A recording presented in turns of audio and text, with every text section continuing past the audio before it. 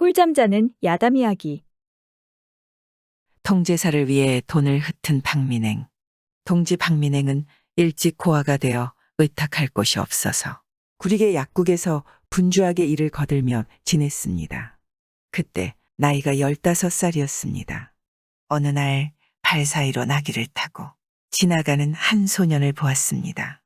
민행이 그 집까지 따라갔습니다. 그는 상공 이장호였습니다. 민행이 그를 따르겠다고 하자 이공은 힐끔 보고는 내력도 묻지 않고 그를 받아주었습니다.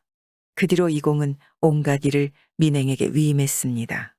그는 민행이 부잣집 교수를 차로 맞이하게 해주었는데 그 처는 부잣집에서 가장 사랑하는 딸이었던지라 가산과 혼수를 아주 넉넉하게 가져왔습니다. 민행은 졸지에 부자가 됐지만 재물을 대단하게 여기지 않고 지푸라기 보듯 보았습니다. 민행은 부인을 맞이하고서 날마다 도박판을 떠돌며 호걸들과 교분을 맺었고 바다와 산악을 유람하며 방탕하고 무절제하게 생활했습니다.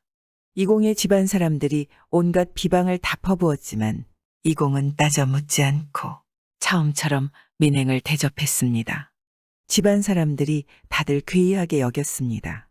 얼마 안 있어서 이공은 벼슬을 예외적으로 따로 천거하여 금군 별장이 되었습니다. 영조 을해년이었습니다.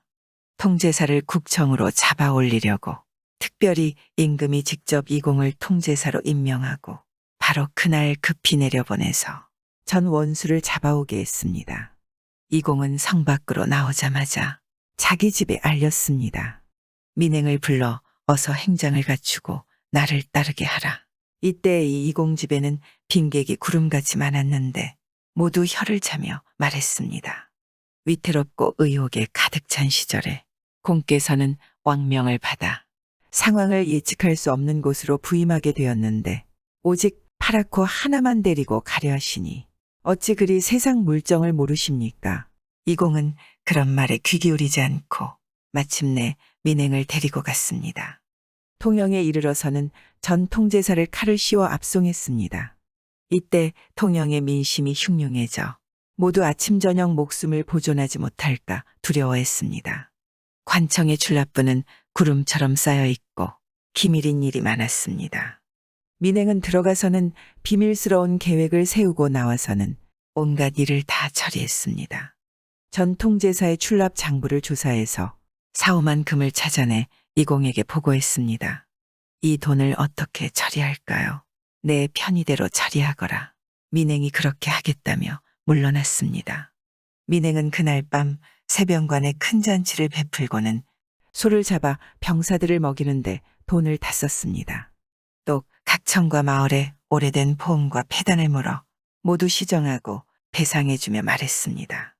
이는 통제사의 교시다. 군민들과 아전들이 모두 기뻐하며 환호하는 소리가 오래 같았습니다. 민심은 바로 그날로 평정됐습니다. 들어가 보고하니 이공은 그냥 고개만 끄덕일 뿐이었습니다. 드디어 위기를 넘기고 안정을 되찾으니 그 위험이 삼도에 떨쳤습니다. 이공은 임기를 무사히 채우고 돌아가고 민행은 뛰어난 망녀로 그 이름이 세상에 널리 알려졌습니다. 이는 모두 이공의 지감과 민행이 품은 포부가 아름답게 짝을 이룬 것이라 하겠습니다. 비분관계하여 공을 세운 박경태. 남의 박경태는 이성 사람입니다. 총각 때부터 말 달리고 활 쏘는 것을 잘했습니다. 남보다 힘이 세고 임협을 좋아해 작은 예절에 얽매이지 않았습니다. 공공한 사람을 보면 반드시 도와주었고 의롭지 못한 자를 보면 반드시 때리고 모욕했으므로 마을 사람들은 그를 주가곽해라 일컬었습니다. 장성에서는 용모가 웅장해졌고 술 마시기를 좋아하고 이야기도 잘했습니다.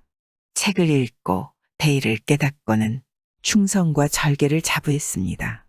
읍내의 포수들을 모아 말했습니다. 너희는 하늘을 아는가? 알지요. 하늘이 내려주신 것이 무엇인지 아는가? 하늘이 생명을 주시지 않았다면 우리가 어찌 태어났겠습니까? 임금은 하늘 대신 하늘 노릇을 하시는 분이다. 임금이 안 계신다면 어찌 살아가겠는가? 사람이 짐승과 다른 점은 충효를 아는 것이다. 이것을 알지 못한다면 어찌 사람이라 할 수 있겠는가. 지금 마천령 이북 밖은 난리의 고통을 알지 못하고 아는 번다에 세금 걷는 일이 없어 부자 형제가 먹는 밥과 마시는 물은 모두 임금이 내려주신 것이다. 그러나 한 줄기 강물 건너에는 오랑캐가 있다. 만약 하루아침에 예측 못한 변이 일어나면 너희는 능히 나라를 위해 충성을 다하고 죽을 수 있겠는가. 무리가 모두 공의 뜻에 감격하여 발을 구르며 말했습니다. 오직 명령대로 따르겠습니다. 마침내 위급한 때가 닥치면 한방면을 도맡을 요량으로 100명을 비밀리에 임명해 두었습니다. 이는 그의 천성이 시킨 것이었습니다.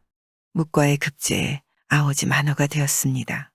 임지로 떠나려는데 모두 금이 환영한다고 말했습니다.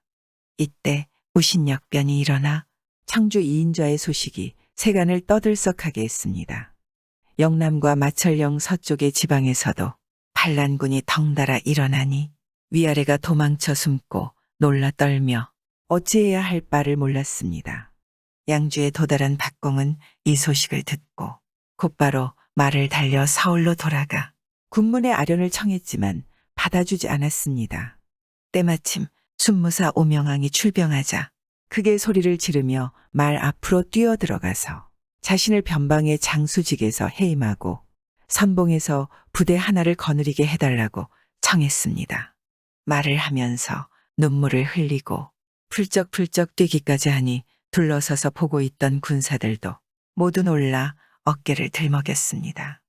순무사가 그를 장하게 여겨 허락하고 한 100명가량의 군사를 주어 앞서게 했습니다. 행군이 안성에 이르러 적과 대치했습니다.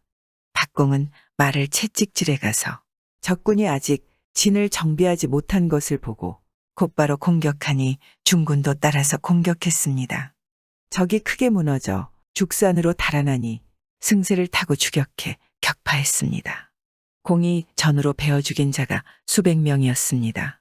옷이 피투성이가 되고 말은 앞으로 나아가지도 못했지만 기상은 더욱 굳세어졌습니다. 이인자는 궁지에 몰려 마침내 사로잡혔습니다. 그를 서울로 압송하려는데 압송자를 구하기 어려웠습니다. 군사들이 모두 박공이 아니면 안 된다며 그를 만명의 사나이도 당해내지 못하는 용맹이라 불렀습니다. 포로를 데리고 서울에 당도하니 임금이 인정문까지 나와 그를 맞이하며 말했습니다.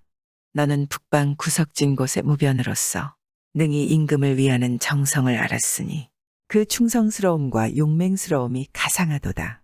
궁중 귀인에게 명해 그에게 술과 음식을 대접하게 했으니 특별한 일이었습니다.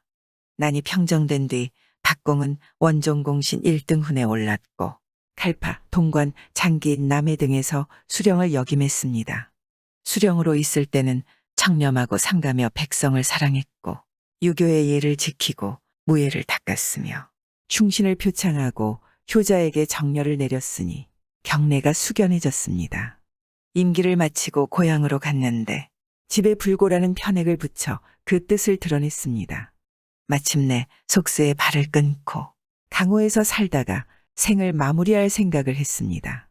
뒤에 암행어사가 포기하니 임금이 종이품 품계를 내리고 3대를 추증했습니다.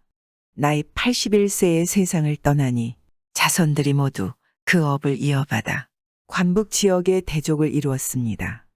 현명한 소실로 인해 세상의 이름을 떨친 금남.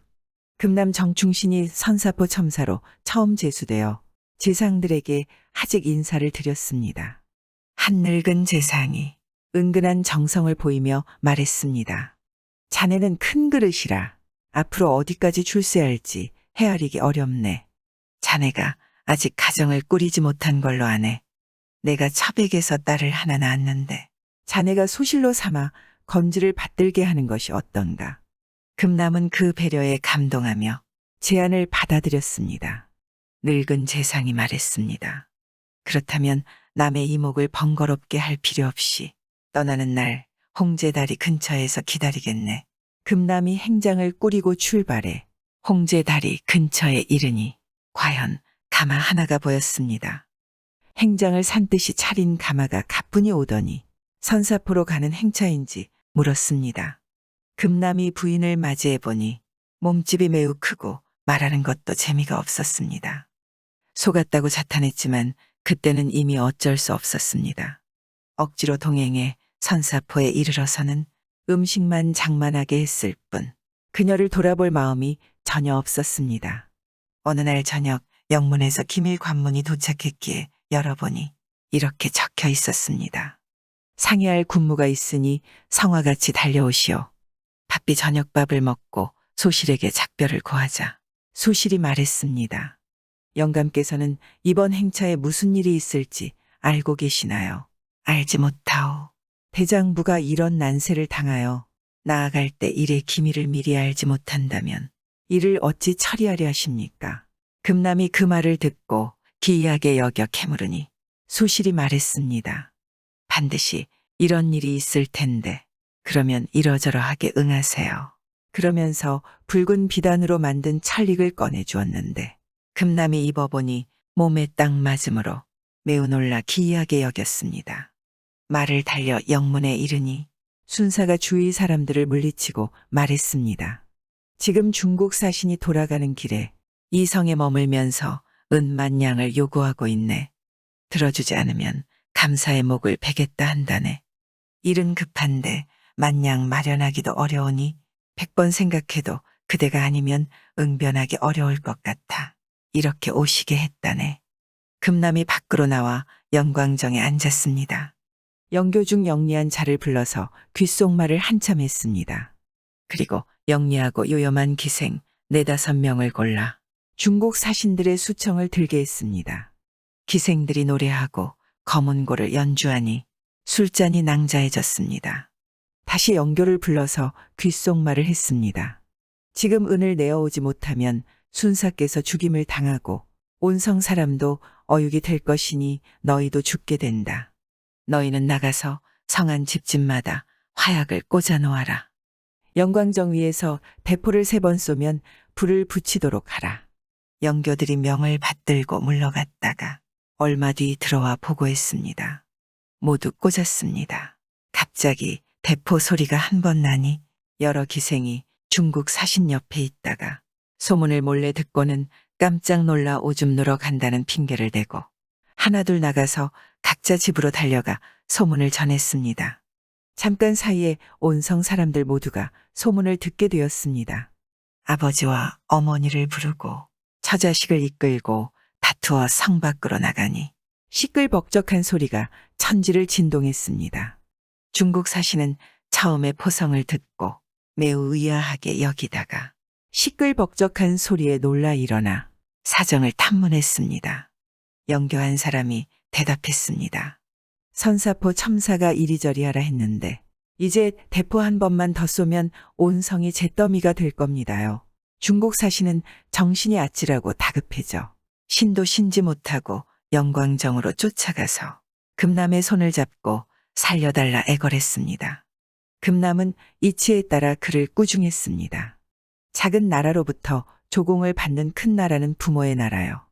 사신은 조명을 전하는 사람이요. 연로의 신하들이 정성스레 열심히 접대하는데도 전례 없는 은을 요구하니 진실로 이는 이루기 어려운 일을 요구하는 것이요. 성한 사람들은 죽기는 매한가지라 차라리 잿더미 속에서 함께 죽으려 한다오. 중국 사신이 말했습니다. 내 목숨은 어르신 손에 달렸소이다. 당장 계단 아래 말을 대령시키고 타자마자 떠나겠소이다. 밤새 쉬지 않고 달려서 3일 안에 압록강을 건너겠소이다. 제발 대포를 멈춰주시오. 사신께서는 무례했으니 나는 당신을 믿지 못하겠소이다. 그러고는 포수를 불러대니 중국 사신이 금남의 허리를 안고 1000번 만번 애걸하고 또 울부짖으며 따라다니는지라 마침내 어쩔 수 없다는 듯 허락하고는 말을 재촉해 빨리 떠나라 했습니다. 중국 사신 일행은 무한히 감사해하며 일제히 말에 올라타 바람처럼 번개처럼 달려갔습니다. 과연 3일 안에 압록강을 건너니 순사는 크게 기뻐하며 잔치를 열고 감사를 표했습니다. 이로 말미암아 금남이 세상의 이름을 떨쳤습니다.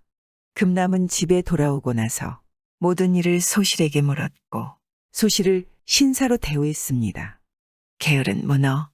예로부터 조선족들에게는 임신부에게 문어를 먹이지 않는 풍속 습관이 있습니다. 그럼 어찌하여 임신부들에게 유독 문어 고기만을 먹이지 않을까요? 여기에는 이런 이야기가 있습니다. 멀고 먼 옛날 바다에 문어, 가재미, 정어리, 준치, 고등어, 명태, 낙지 등 많고 많은 고기들이 살고 있었습니다. 그들은 여름에 잡아들자부터 겨울먹이 식량 준비에 바쁘게 돌았습니다. 그것들은 부지런히 작은 벌레 새끼, 산호, 미역 같은 것을 잡아들이거나 뜯어다 겨울 창고에 넣었습니다. 그런데 유독 문어는 하루살이로 아침에 늦게 나가서는 놀아치며 입가심이나 할 뿐 남들처럼 애를 쓰고 땀 흘리며 식량을 장만하려고 하지 않았습니다.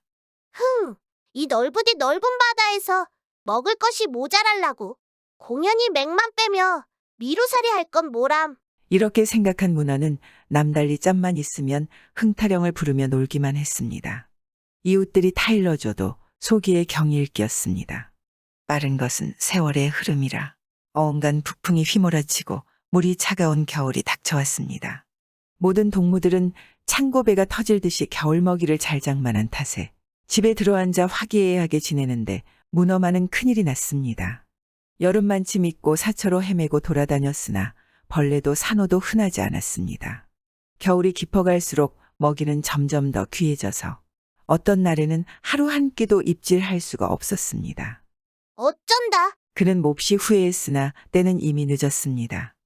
그는 하루에도 10번, 20번 머리수판을 튕겼으나 도무지 좋은 수가 떠오르지 않았습니다. 어쩔 수 없이 비락질을 할 수밖에 없었습니다. 명태 동생 있어. 무슨 일이야? 그런 게 아니라 당장 입에 풀칠할 것이 없어서 왔으니 한 끼량만 주시구려. 이렇게 어제는 명태네 집에서 한 끼를 빌어먹고 그 다음날은 또 낙지 아주머니를 찾아갔습니다. 낙지 아주머니 계시오? 무슨 일이요? 다른 게 아니라 당장 입에 풀칠할 게 뚝 떨어져 왔어요. 이렇게 오늘은 낙지네 집에서 한 끼를 때웠습니다. 이럭저럭 그는 한 달을 근근득식으로 살았습니다. 그러나 비락질도 한도가 있고 체면도 한도가 있는지라 몇 곱해 돌고 나니 비락질도 할 수가 없었습니다. 어쩐다.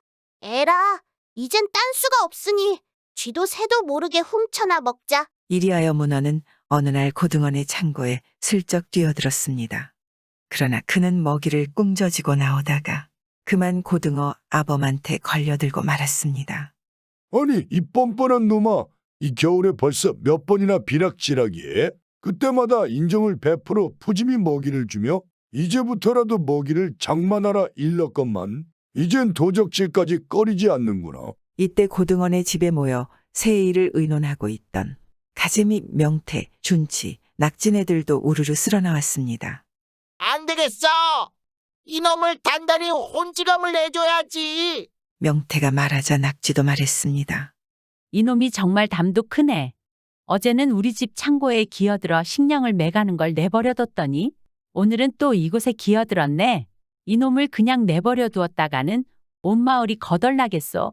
문어는 꼼짝 못하고 꽁꽁 묶여 단단한 벌을 받게 되었습니다. 그런데 이때 고기 중에도 제일 우람스런 상어가 달려오더니 다짜고짜 접어들어 문어의 등허리 뼈를 와락 잡아당겨 뽑아버렸습니다. 그 바람에 문어는 한동안 정신을 잃고 쓰러졌습니다. 게으르고 거친 손질에 온몸의 뼈다귀마저 몽땅 뽑히게 된 문어는 반나절이 지나서야 겨우 정신을 수습했는데 그는 할 수 없어 바닷물 속 깊고 깊은 석굴에 들어가 숨게 되었습니다. 그러나 숨는 것은 용이했지만 배고픈 것은 아무리 애를 써도 견딜 수가 없었습니다. 배에서는 연애 연방 꾸르륵 꾸르륵 소리가 나다 못해 정신까지 아찔했습니다. 그러나 아무리 전우좌우를 돌아보고 돌아봐도 먹을 만한 것이라고는 없었습니다. 그의 눈은 마침내 자기의 몸에 미쳤습니다. 그렇지. 이까지 다리만 많아서 무엇한담. 몇 개쯤 뜯어먹어도 괜찮겠군. 그래서 문어는 자기 다리 하나를 뚝 뜯어 입에 넣고 씹기 시작했습니다. 다리 하나를 뜯어내니 몹시 아프기는 했지만 그래도 배가 부르니 괜찮았습니다. 며칠이 지나가 또 배가 고파 견딜 수가 없었습니다. 에라 기왕지사 하나면 어떻고 둘이면 뭐하나. 그래서 문어는 또 다리 하나를 찾고 부려다 입에 넣고 씹기 시작했습니다. 그렇게 한 해 겨울 동안 자기 다리 8개를 하나 남김없이 죄다 뜯어먹었습니다. 다 먹고 나니 이젠 더 먹을 것이 없었습니다. 그는 할 수 없이 죽은 듯이 누워 따뜻한 봄이 되기를 기다릴 수밖에 없었습니다. 미련하고 게으른 문어는 이렇게 한 해 겨울을 간신히 났습니다. 다행히 날씨가 따뜻해지자 그가 뜯어먹은 자리에서는 그더러 이제부터는 부지런히 일하라고 다시금 다리가 생겨났습니다. 그러나 교훈을 섭취할 줄 모르는 문어는 여전히 따뜻한 철이면 그날 입살이나 겨우 하는 둥 마는 둥 하다가 추운 때가 오면 예전 버릇 그대로 석굴에 숨어서 자기의 다리를 뜯어먹고 한 해 겨울을 지내곤 했습니다. 문어는 이렇게 미련하고 게으릅니다. 그래서 우리 선조들은 임신부들에게 문어 같은 뼈다귀도 없고 게으르기도 짝이 없는 그따위 자손은 낳지도 말라고 문어 고기를 절대 먹이지를 않은 것입니다. 환갑잔치의 유래. 옛날 고려에서는 국법으로 수명 제한을 하여 60세가 되면 생매장을 했다고 하는데 이것을 일러 고려장이라고 합니다. 당시 중원에서는 인간 70고개라고 70세가 되면 땅속에다 혼자 거처할 수 있는 집을 짓고 이래 동안 먹을 수 있는 생쌀만 주었다고 합니다. 바로 이런 때에 한 고을에 김서방이라는 사람이 살고 있었습니다. 그는 땅이 없고 소가 없다 보니 남의 집 머슴살이를 하였고 그의 아내는 삭발레를 하면서 겨우 그날을 연명해 갔습니다. 그러던 차에 아들 하나를 낳아 기쁘기는 한량 없었으나 그 대신 아내가 일할 수 없게 되어 가뜩이나 쪼들린 살림이 말이 아닌데다가 산후병으로 시름시름 앓다가 그만 약 한 천 못 쓰고 세상을 뜨고 말았습니다. 김서방은 하는 수 없이 넉 달이 된 김도리를 꿍져안고 동네방네 떠돌아다니며 젖동량을 하던 끝에 김도리가 3살이 되자 마음씨 좋고 좀 개명한 이진산의 집에 머슴으로 들어갔습니다. 김도리 7살이 되자 이진산은 공밥을 축낸다면서 송아지를 끌고 나가 먹이라고 했습니다. 말은 그랬으나 내막은 남녀 7세 부동석이라고 무남동 여인 옥별이가 김도리와 노는 것을 꺼려했기 때문이었습니다.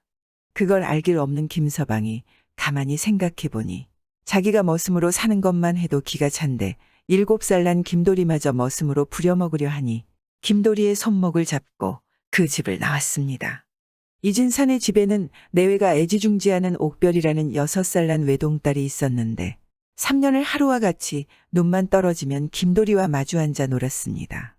김도리가 가자 옥별이가 어찌나 울며불며 발버둥질을 하는지 이진사내외는 하는 수 없이 김도리를 일을 시키지 않겠으니 제발 떠나지 말라고 빌게 되었습니다.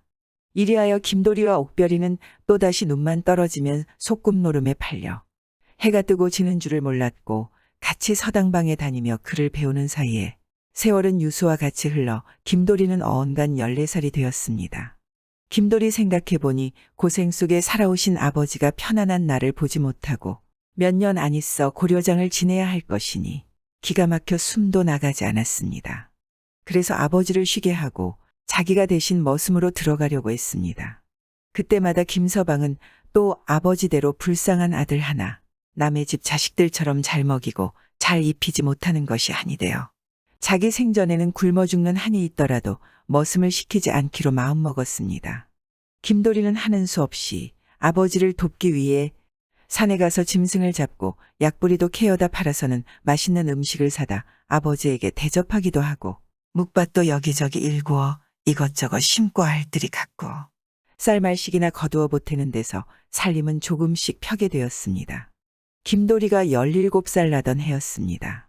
이젠 처녀꼴이 잡히는 옥별이와 전처럼 허물없이 놀 수 없는 처지여서 마음만 은근히 조급했습니다. 게다가 2년만 있으면 아버지를 생매장해야 할 일까지 생각하면 잠이 오지 않았습니다. 이 생각 저 생각하던 김도리는 아버지 모르게 이진사를 찾아가서 자기가 아버지 대신 일하게 해줄 것을 청들었습니다. 늙으신 아버지를 단 하루라도 편히 쉬게 하려는 자식된 도리에서였습니다.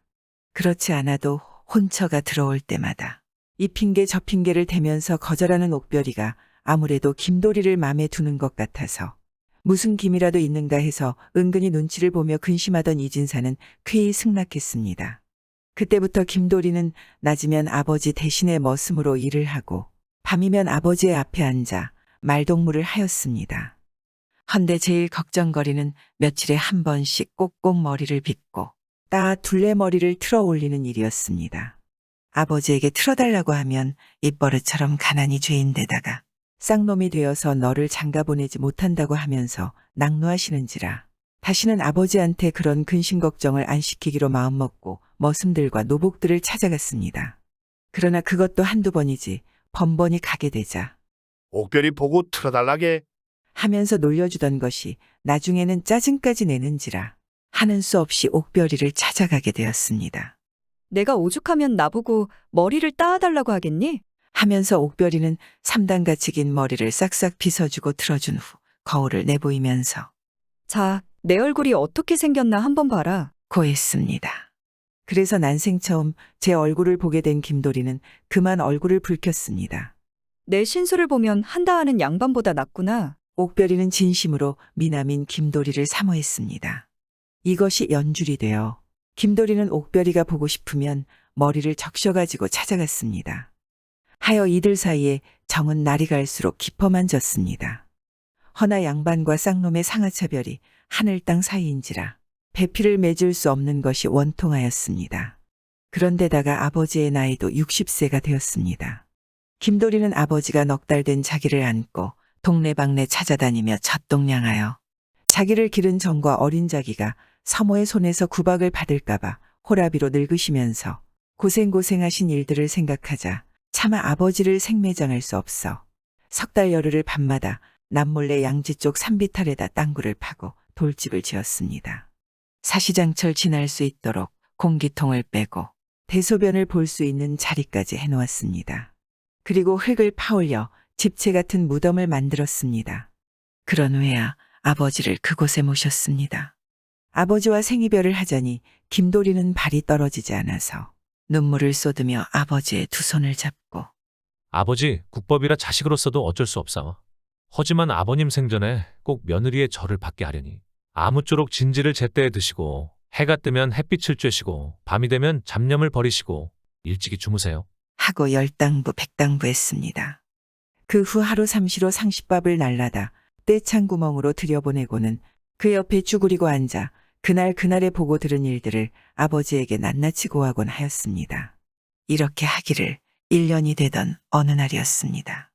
김도리는 오래간만에 머리를 적셔가지고 남몰래 옥별이를 찾아가니 그는 수심에 잠겨 있었습니다. 아마도 요즘 혼사말이 여기저기에서 들어온다더니 그래서 그러는가고 생각했습니다. 너 무슨 근심이 있니? 우리 아버지 식사를 전폐하고 누우셨어. 그래? 내가 박대감네 아들한테 시집 안 간다고 화가 동하신 게구나. 아니야. 실은 외국에서 사신이 왔는데 똑같은 백마 두 필에다 한 필에는 새장을 싣고 한 필에는 먹이를 실었는데 어느 말이 애미고 새 새끼는 무슨 새며 무얼 먹는지 알아맞히라는 거야. 헌데 무슨 놈의 새인지 고기도 알곡도 안 먹고 굶어 죽게 됐대. 그래서 나라에선 이걸 알아맞히는 사람에겐 만금상의 일생 동안 국록을 준다고 하였으나 아직 이것을 알아맞히는 사람이 없대. 그래? 거참 야단났구나. 우리 아버지가 그러시는데 그걸 못 알아맞추면 우리나라에 인재가 없다는 걸 알고 우리나라를 침략한대. 그래서 우리 아버진 식사도 안 하시는 거야. 그날 저녁밥을 가지고 아버지의 무덤으로 찾아간 김도리는 아버지, 석반을 받으세요. 하고는 그 앞에 쪼그리고 앉아 옥별이에게서 들은 이야기를 했습니다. 떼창 구멍으로 빈 그릇을 내보낸 아버지는 아들을 불렀습니다. 김돌아, 보아하니 그 새는 공작새 새끼 같구나. 산 사람 입에 거미줄 치라는 말이 있지 않느냐. 납작 거미줄만 걷어다 주면 된단다. 그리고 똑같은 백마가 확실히 애미와 새끼라면 그걸 가려내기는 어렵지 않으니라. 아무리 미물의 짐승이라도 제 새끼 고아하고 생각해주는 사람이나 마찬가지라. 굶겼다가 곱지를 양옆에 바툼에서 대가리가 대가말가하게 한 후에 그 가운데다 맛있는 먹이를 주면 수굿하고 제 앞에 겁만 먹는 것은 애미 말이고 더 먹겠다고 주둥이로 자꾸 끌어가는 것은 새끼 말이다. 그러니 내가 시키더란 말을 하지 말고 내가 가서 맞춰서 만금상을 타다가 어서 장가나 들도록 해라. 라고 했습니다. 하여 김도리는 옥별이를 찾아가서 내가 한번 가서 맞춰볼까? 하고 넌지시 말했습니다. 내가? 정말 알 수 있겠니? 응, 그까짓 건 모르겠니? 정말 정말이지. 헌데 내가 맞춰도 상금을 줄까? 주지 않고 가만 있어. 내 아버지께 여쭤볼게. 옥별이는 나비처럼 날아갔다가 춤을 추며 돌아오더니 보름달같이 환한 얼굴에 새별 같은 눈을 반짝거리며 퐁퐁 뛰기까지 했습니다. 아버지가 빠른 말을 골라 타고 당장 떠나래. 자, 여기 앉아. 내가 머리를 곱게 빗어줄게. 하며 머리를 빗어주던 옥별이는 웬일인지 손을 멈추더니 넌 참 좋겠구나. 하고는 한숨까지 쉬었습니다. 어째서? 만금상 타고 부자가 되면 이내 장가들겠지? 그땐 날 본 척도 안 할 거야. 그 말에 김도리는 불덩이 같은 옥별이의 작은 손을 끌어잡고 아니야. 난 내가 제일 좋아. 하고 속심을 털어놓았습니다. 정말? 정말이지. 헌데 내가 갔다 오는 동안 우리 아버지에게 밥은 해다 드리겠니? 아니, 너의 아버지가 지금도 살아계시니? 응. 김도리한테서 전후 사연을 다 듣고 난 옥별이는 감격해하면서 제가 매일 삼시로 더운 밥을 꼭꼭 해다 드리겠으니 근심 말고 몸성이 갔다 오라고 했습니다. 이리하여 김도리는 빠른 말을 타고 떠났습니다. 임금이 못 맞추면 목을 자른다고 엄명을 내렸으나 그는 태연한 자세로 응답하고는 아버지가 시켜준 대로 척척 알아맞혔습니다.